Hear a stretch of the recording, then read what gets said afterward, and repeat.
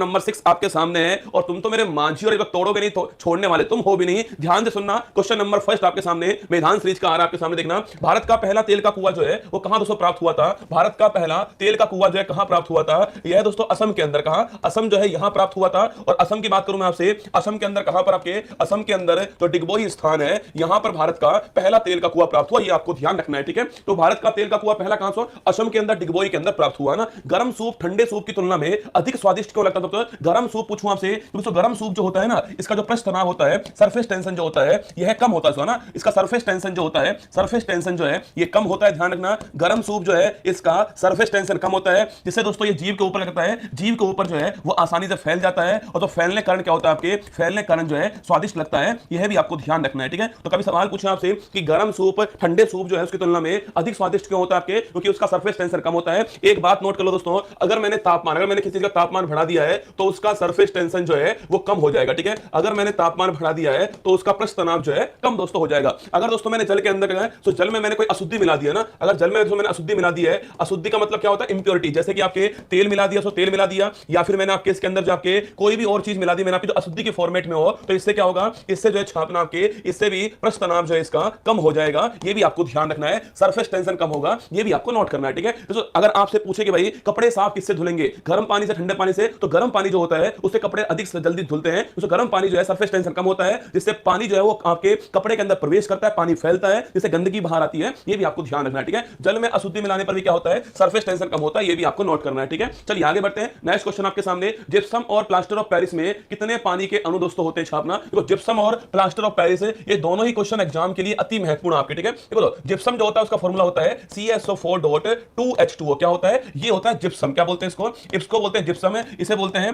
Calcium sulphate. क्या बोलते हैं? इसे बोलते हैं calcium sulphate, calcium sulphate dihydrate. क्या बोलते हैं इसको? कैल्शियम सल्फेट डाइहाइड्रेट बोलते हैं, क्योंकि इसके अंदर कितने आपके दो पानी के अणु होते हैं, ठीक है। तो CaSO4.2H2O जो है ये आपका क्या होता है? ये आपका छापना जिप्सम होता है। अगर दोस्तों इसमें से मैंने 1.5 अणु पानी का निकाल दिया है तो क्या बन जाएगा? तो बनेगा CaSO4.12H2O बनेगा। ये आपको ध्यान रखना है, ठीक है। इसको बोलते हैं प्लास्टर ऑफ पेरिस। क्या बोलते हैं? इसको बोलते हैं प्लास्टर ऑफ पेरिस। ये बड़ा महत्वपूर्ण सवाल है। कभी सवाल पूछूं आपसे कि जिप्सम में कितने पानी के अणु होते हैं? जिप्सम में 2 पानी के अणु होते हैं, और जो आपका प्लास्टर ऑफ पेरिस होता है इसमें हाफ पानी का अणु होता है। ये भी आपको ध्यान रखना है, ठीक है। लेंस की क्षमता पूछूं आपसे, इसका तो मात्रक क्या आपके? लेंस की क्षमता छापना, इसका मात्रक होता है डायोप्टर। क्या होता है? डायोप्टर जो है इसका मात्रक होता है। ये भी आपको ध्यान रखना है, ठीक है। रिंगिट किस देश की मुद्रा से? रिंगिट छापना आपके, रिंगिट जो है जो मलेशिया देश है, इसकी मुद्रा का नाम क्या है? इसकी मुद्रा का नाम रिंगिट है। ये आपको ध्यान रखना है, ठीक है। तो रिंगिट किसकी है? रिंगिट मलेशिया की दोस्तों। अगर पूछूं आपसे डोंग किसकी है? छापना डोंग किसकी है। इसके अलावा जो क्यात है वो किसकी है। इसके अलावा पूछूं आपसे वॉन जो है ये किसकी है। इसके अलावा न्यू शेकेल जो है ये किसकी है। और इसके अलावा छापना रिविनविया जो है ये किसकी है। ये 5-6 करेंसी मैंने और जो चल रही है वर्तमान वो आपके सामने, dong, kyat, won, new shekel, आपके रिविनविया, इनको बताना देश कौन सा है, ठीक है। मोनालोआ ज्वालामुखी दोस्तों किस देश में आपके? यह ज्वालामुखी जो है वो हवाई द्वीप पर है। किस पर? हवाई द्वीप के ऊपर है। और देश कौन सा हो गया है? देश आपका अमेरिका हो गया, ठीक है।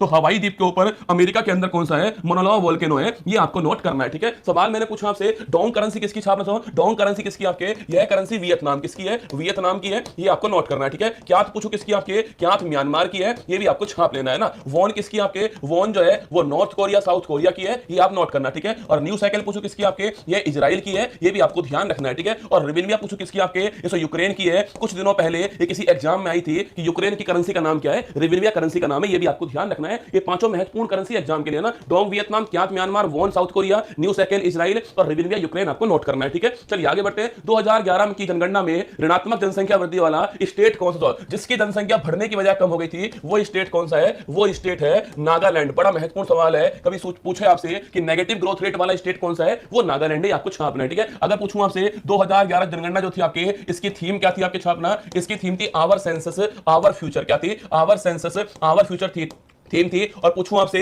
इसका जनगणना दोस्तों आयुक्त कौन था आपके? छापना, वो थे चंद्रमौली साहब। कौन थे? चंद्रमौली साहब थे। और अगर पूछे आपसे कि भारत में पहली बार जनगणना कब हुई थी और भारत में पहली बार 10 के आधार पे जनगणना कब होती है, ये 2 क्वेश्चन और आपके सामने आ चुके हैं, ठीक है। तो भारत की पहली बार जनगणना पूछो कब हुई आपके? छापना, यह होती है 1872 के अंदर, है ना। और काल किसका था आपके? ये काल था मेयो का काल, ठीक है। और भारत की पहली 10 की पूछो कब होती? छापना, ये होती है 1881 के अंदर। और यह काल किसका है? यह काल आपका रिपन का है, ठीक है। भारतीय संविधान के अनुच्छेद 170 170 के अनुसार प्रत्येक राज्य की विधानसभा में कितने से अधिक सदस्य नहीं होंगे और 60 से कम मेंबर नहीं होंगे। महत्वपूर्ण सवाल। अगर सवाल पूछूं आपसे, विधानसभा पूछा आपसे को, विधानसभा जो आपके इसके अंदर आपके आर्टिकल नंबर 170 में लिखा हुआ है कि इसके अंदर जो है मैक्सिमम 500 हो सकते हैं और न्यूनतम कितने होंगे, न्यूनतम 60 हो सकते हैं। यह बात यहां पर लिखी हुई है। इसके भी कुछ दोस्तों अपवाद है ना, जो न्यूनतम वाले से कुछ अपवाद है, 60 से कम भी कहीं कहीं दोस्तों मिल जाएगा आपको। जैसे गोवा स्टेट जो है, गोवा में कितना छाप दो, गोवा जो है आपके बताओ मुझे, गोवा जो है यहां पर कितने आपके मेंबर है आपको छापना है, कहीं कहीं आपको 60 से कम मिल जाएगा। कुछ अपवाद भी है इसके, पर जनरल आपके रेंज कितनी है, मैक्सिमम 500, न्यूनतम 60 और आर्टिकल नंबर 170 जो है इसमें ये बात लिखी हुई है, ये आपको ध्यान रखना है, ठीक है। तो आर्टिकल नंबर 170 किसके लिए, विधानसभा के लिए छापना, और इसमें कितनी बात की आपके, मैक्सिमम 500, न्यूनतम 60, ये आपको ध्यान रखना है, ठीक है। और पूछूं आपसे, गोवा जो स्टेट है यहां कितने आपके, देखो सवाल पूछा आपसे, देखो गोवा की बात करूं मैं आपसे, गोवा है, सिक्किम दोस्तों इसकी बात करें आपके, तो यहां 60 से कम भी है, ठीक है, यहां 60 से कम भी है। अगर पूछो सिक्किम की बात करूं आपसे, सिक्किम छापना 32 सीट सिक्किम के अंदर है और गोवा में 40 सीट है, ठीक है, गोवा में 40 सीट है, सिक्किम में 32 सीट है। अगर कभी सवाल पूछा आपसे कि भाई भारत में सर्वाधिक विधानसभा पूछा आपसे, सर्वाधिक जो विधानसभा की सीट है वो किस राज्य के अंदर है, और बताओ मुझे भारत में न्यूनतम विधानसभा की सीट जो है वो कहां पर है, ठीक है, भारत में न्यूनतम विधानसभा सीट कहां पर है, ये आपको छापना है, ठीक है। गोवा की 40 हो गई है, सिक्किम की 32 हो चुकी है, ये भी आपको यहां पर नोट करना है। सवाल मैंने पूछा आपसे कि भारत में सर्वाधिक विधानसभा सीट जो है वो कहां दोस्तों आपके, वो है उत्तर प्रदेश के अंदर। कहां है, उत्तर प्रदेश के अंदर है, यहां पर 403 जो है वो विधानसभा सीट है, ये आपको नोट करना है, ठीक है, 403 विधानसभा सीट यहां पर है। भारत का न्यूनतम पूछूं आपसे विधानसभा सीट जो है वो कहां है दोस्तों, देखो जब भी सवाल पूछे आपसे कि भारत में न्यूनतम विधानसभा सीट कहां पर है, और अगर दोस्तों उसमें ऑप्शन पुदुचेरी हो तो आपको वही लगाना है। जब तक आपसे ना पूछे कि भारत में न्यूनतम विधानसभा सीट किस स्टेट के अंदर है, तब तक दोस्तों आपको सिक्किम आंसर नहीं ठोकना है, ठीक है। अगर पुदुचेरी ऑप्शन में हो तो आपको लगाना है, वही होगा इसका आंसर। तो भारत में न्यूनतम विधानसभा सीट कहां पर है, पुदुचेरी के अंदर है। सवाल पूछे कि भारत में न्यूनतम विधानसभा सीट वाला राज्य कौन सा है, तो राज्य सिक्किम होगा, ठीक है, राज्य सिक्किम होगा। बाकी दोस्तों आपके भारत में न्यूनतम विधानसभा सीट कहां पर आपके, पुदुचेरी के अंदर है, यहां पर 30 विधानसभा सीट है, ये भी आपको ध्यान रखना है, ये भी आपको नोट करना है, ठीक है। अगला क्वेश्चन देखते हैं, कौन ब्रिटिश भारत के दौरान अल हिलाल अखबार के फाउंडर दोस्तों थे आपके, अल हिलाल पूछूं आपसे, मौलाना अबुल कलाम आजाद कौन थे, मौलाना अबुल कलाम आजाद जो है, मौलाना अबुल कलाम आजाद छापना, ये सब भारत के अंदर आपके क्या थे, भारत में जो अल हिलाल था उसके फाउंडर कौन थे आपके, मौलाना अबुल कलाम आजाद थे। शरीर का रक्तचाप ब्लड प्रेशर मापने के लिए, ब्लड प्रेशर मापने के लिए पूछूं आपसे किस उपकरण का दोस्तों उपयोग करते हैं आपके छापना, इस स्फिग्नोमीटर कहते हैं, इस स्फिग्नोमीटर जो आपके, इस स्फिग्नो मैनोमीटर जो है इसका यूज करते हैं, ठीक है। तो इस स्फिग्नो मैनोमीटर जो है इसका यूज किसके लिए करते हैं, बीपी नापने के लिए इसका यूज करते हैं ना। आगे देखिए, सांसद स्थानीय क्षेत्र विकास योजना किस केंद्रीय मंत्रालय द्वारा कार्यान्वित होती है आपके, सांसद स्थानीय क्षेत्र विकास, इसको आप जानते हैं एमपी लैट्स के रूप में, किसके रूप में, एमपी लैट्स के रूप में जानते होंगे, member of parliament local area development आपकी स्कीम जो है इसको बोलते हैं क्या, सांसद स्थानीय क्षेत्र विकास योजना बोलते हैं। अगर आपसे सवाल पूछूं यहां पर, पहली बात दोस्तों इसका मंत्रालय, देखो ये सवाल दोस्तों अभी हाल ही में दिल्ली पुलिस एग्जाम में पूछा गया सवाल है आपके सामने कि इसका मिनिस्ट्री कौन सी है। पहली बात तो आप ये लिख लीजिए कि सवाल पूछूं आपसे एमपी लैट्स जो है इसकी शुरुआत कब होती है, 1993 में इसकी शुरुआत होती है, ठीक है। अगला सवाल पूछूं आपसे मिनिस्ट्री कौन सी है, मिनिस्ट्री आपका मॉस्पी है, ठीक है। अब मॉस्पी मिनिस्ट्री आप लोग नहीं जानते होंगे, पर मैं आपको बता रहा हूं दोस्तों, मॉस्पी का मतलब होता है ministry of statistics and programme implementation, इसको हिंदी में बोलते हैं, इसको हिंदी में बोलते हैं, लेकिन सांख्यिकी है, लेकिन सांख्यिकी है और कार्यक्रम क्रियान्वयन मंत्रालय बोलते हैं इसको हिंदी में, सांख्यिकी एंड कार्यक्रम क्रियान्वयन मंत्रालय बोलते हैं, मॉस्पी कहते हैं, ये आपको ध्यान रखना है। Ministry of statistics and programme implementation जो है वो मॉस्पी की फुल फॉर्म है, ठीक है। इस मंत्रालय के अंदर जो है एमपी लैट्स आता है, ये आपको ध्यान रखना है ना। गुरु पंकज चरण दास और गुरु देव प्रसाद दास किस नृत्य शैली संबंध, गुरु पंकज दास, ये नाम सुना होगा आपने, याद करो सो, गुरु पंकज दास जो है डांस कौन सा आपके, डांस हो गया ओडिसी डांस, ठीक है। अगर सवाल पूछूं आपसे, सवाल पूछे आपसे ओडिसी डांस जो है इसकी एक फेमस डांसर हो रहे हैं सोनल मानसिंह, लिखना सोनल मानसिंह जो है इनका नाम भी आपको ध्यान रखना है, ठीक है। इसके अलावा पूछूं आपसे, इसके अलावा केलुचरण महापात्र जो है ये भी बड़ा ही महत्वपूर्ण नाम है, ठीक है। तो ये तीन नाम, ओडिसी डांस का सवाल जब भी आएगा ना तो ये तीन नाम आपसे खूब पूछता है, आपसे कौन कौन सा आपके छापना, सोनल मानसिंह का सवाल खूब पूछता है, केलुचरण महापात्र खूब पूछता है आपसे, ये वाला सवाल आपसे खूब पूछता है,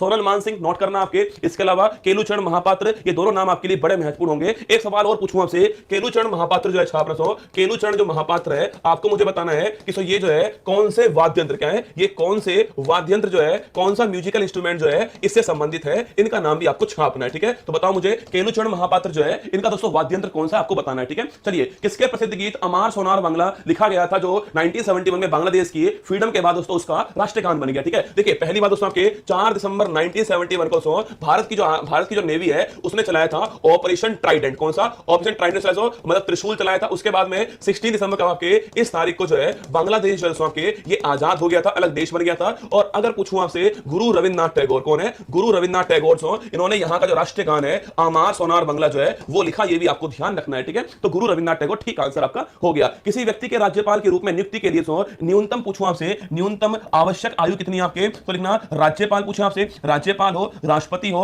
और आपके उपराष्ट्रपति हो, तीनों में से कोई भी हो ना, राज्यपाल, उपराष्ट्रपति, राष्ट्रपति, तीनों के लिए न्यूनतम एज कितनी है? 35 वर्ष छापना, तीनों के लिए न्यूनतम एज है, ये भी आपको ध्यान रखना है, ठीक है? सुन लीजिएगा, राज्यपाल, उपराष्ट्रपति, राष्ट्रपति, तीनों के लिए एज कितनी? 35 वर्ष आपके। पूछूं आपसे प्रधानमंत्री और मुख्यमंत्री छापना आपके, इनके लिए एज कितनी आपके? 25 वर्ष है। इसके अलावा लोकसभा, विधानसभा जो है इसके लिए एज कितनी आपके? 25 वर्ष है। इसके अलावा राज्यसभा और विधान परिषद पूछूं आपसे, इसके लिए एज कितनी आपके? 30 वर्ष है। ये सारी बातें आपको ध्यान रखनी है, ठीक है? चलिए आगे चलिए। कौन सा नृत्य भिक्षुओं और लामाओं द्वारा मठों में बुरी आत्माओं को दूर करने के लिए किया गया? मुझे दोस्तों आज भी याद है, यह सवाल जो है एसएससी सीजीएल के एग्जाम में पूछा गया सवाल दोस्तों आपके सामने। कौन सा डांस भिक्षुओं और लामाओं द्वारा मठों में बुरी आत्माओं को दूर करने के लिए किया गया दोस्तों? डांस आपके, इसे बोलते हैं छम डांस। कौन सा? छम डांस जो है वो इसका आंसर है छापना। यह हिमाचल प्रदेश का डांस है, बहुत ही महत्वपूर्ण डांस है। यह क्वेश्चन आपके सीजीएल के एग्जाम में आया सवाल है छम डांस के बारे में, कि नृत्य भिक्षुओं और लामाओं द्वारा मठों में जो बुरी आत्माएं हैं उनको बाहर निकालने के लिए करते हैं, ये आपको ध्यान रखना है, ठीक है? खुल्लम और चेराव किस दोस्तों स्टेट के डांस आपके? जो खुल्लम और चेराव की बात करूं आपसे, चेराव डांस जो है, अरे इसी को बोलते हैं बंबू डांस, याद करो सो, इसी को बोलते हैं बंबू डांस है। और मैंने आपसे कहा दोस्तों, आपकी याद कीजिएगा, इसी को बोलते हैं चाप चार कूट। क्या बोलते हैं इसको? चाप चार कूट कहते हैं। और मैंने कहा था आपसे रम पीकर, याद करो, रम पीकर बांस से कूटना, करना रम पीकर बांस से कूटना जो है ये आपको ध्यान रखना है, ठीक है? तो रम का मतलब क्या हो गया? रम का मतलब हो गया मिजोरम। क्या हो गया? सो मिजोरम हो गया रम का मतलब। पूछूं आपसे बांस का मतलब क्या हो गया है? बंबू डांस हो गया है। और कूटना क्या हो गया आपके? चाप चार कूट हो गया, ठीक है? तो चाप चार कूट, चेराव, खुल्लम पूछे आपसे, या बंबू डांस छापना मिजोरम का डांस है। एग्जाम के लिए सवाल आपके लिए महत्वपूर्ण बन सकता है, ठीक है? फिर सुन लीजिए, खुल्लम, चेराव, चाप चार कूट, बंबू डांस मिजोरम के डांस आपको ध्यान रखने हैं, ठीक है? तुम्हारा भी दोस्तों वक्त आएगा, और अगर नहीं आया तो कोई बात नहीं, इस बार घसीट कर लाएंगे, है ना? क्वेश्चन नंबर नेक्स्ट देखिए, लाई हरोबा भारत के किस क्लासिकल दोस्तों डांस की शैली? पूछूं आपसे लाई हरोबा, ये भी दोस्तों बड़ा महत्वपूर्ण आपके। लाई हरोबा पूछूं आपसे कहां का डांस है? मणिपुर का डांस है। कहां का है? मणिपुर का है। और यह सवाल खूब पूछा गया है। और पूछूं आपसे होजागिरी छापना, होजागिरी जो है ये कहां का डांस है? ये भी आपको छापना है, ठीक है? देखो मणिपुर जो है आपके यहां पर भारत में क्लासिकल जो डांस भी होता है। और कभी सवाल पूछूं आपसे, क्लासिकल जो डांस होता है इसकी फेमस कलाकार कौन? आपके झावेरी बहन। लिख लो, मणिपुरी जो डांस है, क्लासिकल डांस जो है उसकी फेमस कलाकार कौन है? झावेरी बहन होती है, ये भी आपको ध्यान सो। और मणिपुरी जो डांस है आपके उसका आपके महत्वपूर्ण अंग कौन सा आपके? तो जो ढोल जो होता है, जिसको दोस्तों क्या बोलते हैं आपके, जिसको हम जो है चोलम कहते हैं वहां पर, ये इसका महत्वपूर्ण पार्ट है, ये भी आपको ध्यान रखना है, ठीक है? पुंग चोलम नाम सुना होगा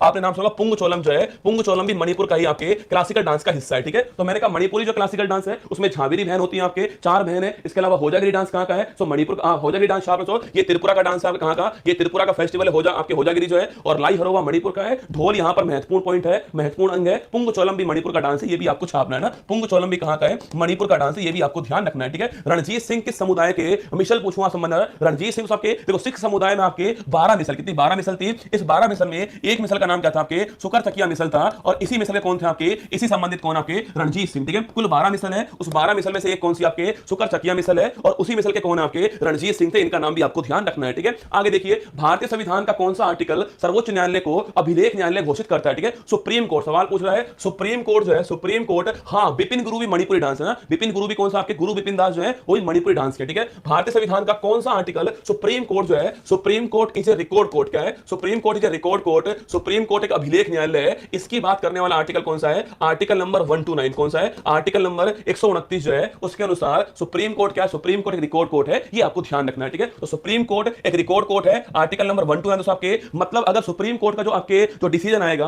अगर उसका उल्लंघन हुआ तो ध्यान रखना कंटेम्प्ट ऑफ कोर्ट लगने वाला है, कोर्ट की तो अवमानना लगने वाली है। लिख लो, कभी सवाल पूछे ना आपसे कि कंटेम्प्ट ऑफ कोर्ट किसमें, ठीक है? तो कंटेम्प्ट ऑफ कोर्ट जो है वो भी इसी के अंदर है। अभी दोस्तों हाल ही में बाबा रामदेव जो है ना उनके ऊपर जो कंटेम्प्ट ऑफ कोर्ट लगा, आप जानते हो बाबा रामदेव पब्लिक आपके माफीनामा छपवाया। कमाल कर दिया यार, बाबा रामदेव जी ने माफीनामा छपवाया दोस्तों, ऊपर इंग्लिश में लिखवाया एपोलॉजी, पब्लिक एपोलॉजी। अरे हिंदी में लिखवाते सार्वजनिक रूप से माफी मांगता हूं मैं, पर भाई साहब इंग्लिश में लिखवाया है ना, आधों को समझ में नहीं आया कि हुआ क्या है भाई साहब, ठीक है? तो ये आर्टिकल नंबर 129 आपको ध्यान रखना है। अब बताओ हाई कोर्ट की बात करूं आपसे, हाई कोर्ट, हाई कोर्ट भी क्या है? हाई कोर्ट भी एक अभिलेख न्यायालय है। आपको बताना है कि कौन सा आर्टिकल में लिखा हुआ है कि हाई कोर्ट एक अभिलेख न्यायालय है, इसका आर्टिकल कौन सा, ठीक है? The race of my life पूछूं आपसे, किसकी? तो आपके यह है अपने मिल्खा सिंह, किसकी है? जो मिल्खा सिंह है, इनकी पुस्तक का नाम है the race of my life, ठीक है? The race of my life Milkha Singh की। और the test of my life पूछूं आपसे, the test of my life किसकी है? यह है किसकी? युवराज सिंह, किसकी है? युवराज सिंह की है, ये भी आपको ध्यान रखना है, ठीक है? The race of my life Milkha Singh की है और the test of my life किसकी है? युवराज सिंह की है। सवाल मैंने पूछा आपसे, हाई कोर्ट एक अभिलेख न्यायालय है, यह बात संविधान के किस आर्टिकल के अंदर पे छापना? यह बात संविधान के आर्टिकल नंबर 215, कौन सा है? आर्टिकल नंबर 215 है। यहां 129 आर्टिकल किसके अंदर? सुप्रीम कोर्ट की बात को आर्टिकल नंबर 129 है, और हाई कोर्ट की बात करूं इसके आपके, तो हाई कोर्ट में आर्टिकल नंबर 215 है। ये आपको ध्यान रखना है, ठीक है।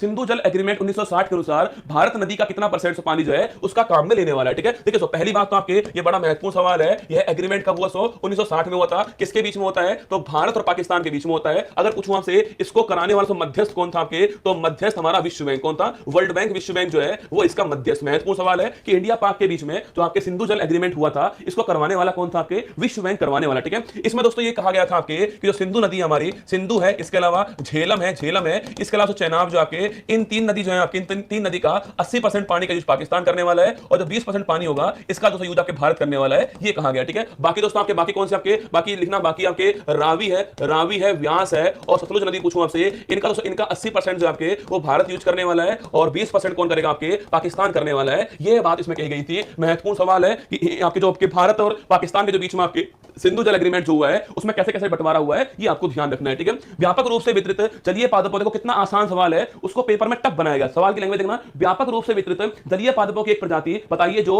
अब तक ज्ञात सबसे छोटा एक बीजपत्री, मतलब मोनोकोट्स बोलते हैं इसको ना, एक बीजपत्री होता है, इसको बोलते हैं मोनोकोट्स। क्या बोलते हैं इसको? मोनोकोट्स कहते हैं। सवाल पूछ रहा है कि अब तक ज्ञात सबसे छोटा एक बीजपत्री पादप है और इसमें कुल कितनी प्रोटीन की मात्रा पाई जाती है। सवाल पूछ रहा है भाई साहब, सवाल यहां पर आपके सामने है कि सबसे छोटा ज्ञात हमारा एक बीजपत्री पादप कौन सा आपके? अरे वो है वोल्फिया। कौन सा? वो वोल्फिया है। कौन सा है? वो वोल्फिया है। ये आपको ध्यान रखना है, कौन सा है? वोल्फिया नाम है, नोट कर लो आपके। अगर सवाल पूछूं ना आपसे कि सबसे छोटा कौन सा आपके, छोटा हो गया वोल्फिया। कौन सा हो गया? वोल्फिया हो गया है। और सवाल पूछा आपसे सबसे बड़ा कौन सा है, वो हो गया रेफ्लिसिया। कौन सा हो गया? रेफ्लिसिया हो गया है। ये भी आपको ध्यान है, ठीक है। सबसे छोटा पुष्प पूछो आपसे, फूल पूछे कौन सा हो गया? अच्छा अपना वोल्फिया हो गया है। बड़ा पूछे कौन सा? रेफ्लिसिया हो गया है। छोटा वाला पूछा वोल्फिया, उसका आंसर, ठीक है। किस देश ने पहला आईसीसी पुरुष टी20 वर्ल्ड कप जो है इसको जीत लिया? आपके आईसीसी पुरुष टी20 वर्ल्ड कप पहली बार कब हुआ था? 2007। याद कीजिएगा आपके, अरे याद करो, 7 के अंदर हुआ था, और जीतने वाला कौन था आपके? जीतने वाला भारत था, और किसको हराया? नल्ला पाकिस्तान को हराया था। ये भी आपको याद होगा, ठीक है। 2007 टी20 वर्ल्ड कप दोस्तों, श्रीसंत का अंतिम ओवर आपको याद है क्या? उसका दोस्तों अंतिम ओवर था, और सॉरी आपके अंतिम बॉल, अंतिम जो कैच था श्रीसंत साहब का कैच था दोस्तों, और वह ऐसे ऐसे हिल रहा था। आपको याद है क्या? 2007 टी20 वर्ल्ड कप भारत पाक के बीच में हुआ था। आप में से किसको याद है कि वर्ल्ड कप कहां पर हुआ था? बताओ, कौन याद कर पा रहा है कि वर्ल्ड कप जो है कहां पर? क्योंकि दोस्तों जून के अंदर ये वर्ल्ड कप वापस होने वाला था। ये वर्ल्ड कप हमारे एग्जाम के लिए बहुत ही महत्वपूर्ण बनने वाला है। पहला टी20 वर्ल्ड कप साथ में हुआ था। सवाल आपके सामने कि होस्ट कौन है? जीतने वाला भारत था, हारने वाला पाकिस्तान था। ये सारी बातें आपके बीच में हो चुकी है, ठीक है। सवाल ये है आपके सामने कि इसका होस्ट कौन था, कहां पर जो वर्ल्ड कप है वो हुआ था ना। हाँ, सो मिसवा जो है उसने पीछे मारा भाई साहब, और जय हिंद हो गया ना। 2011 के 97 संविधान संशोधन अधिनियम ने राज्य के दोस्तों एक नए नीति निर्देशक तत्व जो है इसको जोड़ा था, वो कौन सा है? ठीक है, देखो 97 कॉन्स्टिट्यूशन अमेंडमेंट 2011 पूछूं आपसे, इसके तहत दोस्तों आपके 43 बी नाम से एक नया आपके डीपीएसपी आता है, जो कि किसके, जो कि आपके सहकारी समिति जो है इससे संबंधित है। ये भी आपको ध्यान रखना है, ठीक है। कभी सवाल पूछूं आपसे 97 constitution amendment 2011 article number 43 B DPSP के अंदर एक नया आर्टिकल आता है, और जो हमारा कोऑपरेटिव कमेटी है इससे संबंधित है। ये आपको नोट करना है। लिख लो साउथ अफ्रीका। देखो आपके साउथ अफ्रीका जो है वो इसका पहला जो वर्ल्ड कप था इसका होस्ट था, ठीक है। मेजबान कौन था पहले वाले का? साउथ अफ्रीका मेजबान था। आपको ध्यान रखना है, ठीक है। ये दोस्तों आज की क्लास हमारी कौन सी मेधांश